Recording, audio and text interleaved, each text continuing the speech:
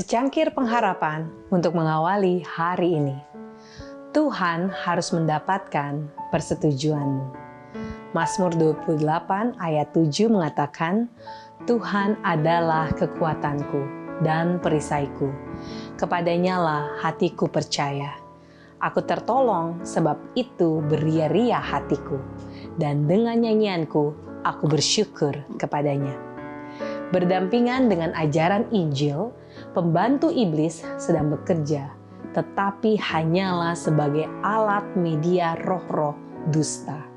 Ada orang yang mula-mula hanya ingin mengetahui, tetapi oleh karena melihat hasilnya, maka selangkah demi selangkah ia tertarik dan akhirnya ia telah dikuasai oleh suatu kemauan yang lebih kuat dari kemauannya sendiri. Ia tidak dapat meluputkan dirinya dari kuasa yang ajaib itu. Pertahanan jiwa telah rubuh. Ia tidak mempunyai tembok lagi untuk menghalangi dosa. Apabila sekali firman Allah dan rohnya ditolak, ada seorang manusia yang mengetahui sampai berapa dalamnya ia akan tenggelam.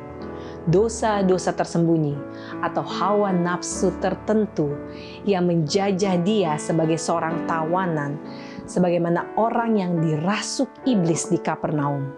Walaupun demikian keadaannya, belum juga putus asa.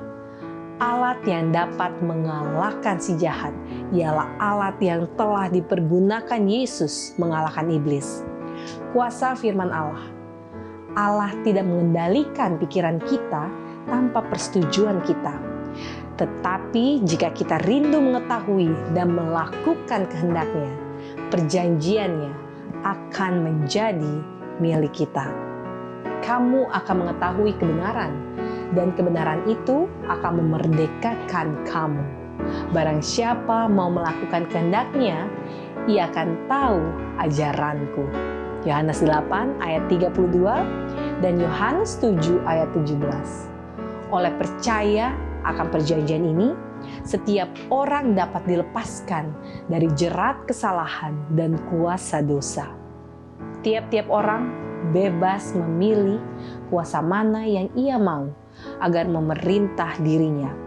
Walaupun seorang yang telah jatuh begitu rendah atau begitu najis, ia mendapat kelepasan di dalam Kristus. Orang yang dirasuk iblis ini sebagai pengganti doa.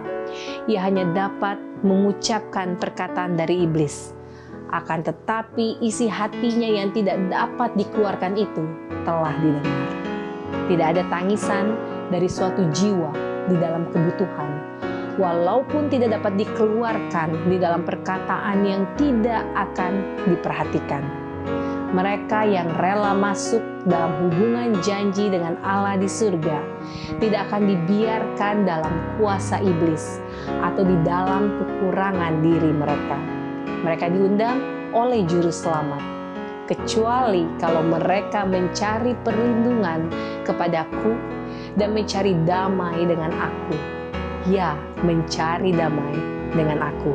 Yesaya 27 ayat 5. Roh kegelapan akan berperang bagi jiwa untuk takluk di bawah pemerintahannya. Tetapi malaikat Allah akan merebut jiwa-jiwa itu dengan kuasa kemenangan. Saudaraku yang kekasih di dalam Kristus, Tuhan berkata, dapatkah direbut kembali jarahan dari pahlawan? Atau dapatkah lolos tawanan orang gagah? Sungguh beginilah firman Tuhan. Tawanan pahlawan pun dapat direbut kembali, dan jarahan orang gagah dapat lolos. Sebab aku sendiri akan melawan orang yang melawan engkau, dan aku sendiri akan menyelamatkan anak-anakmu. Demikianlah renungan kita pada hari ini. Selalu mulai hari Anda dengan secangkir pengharapan.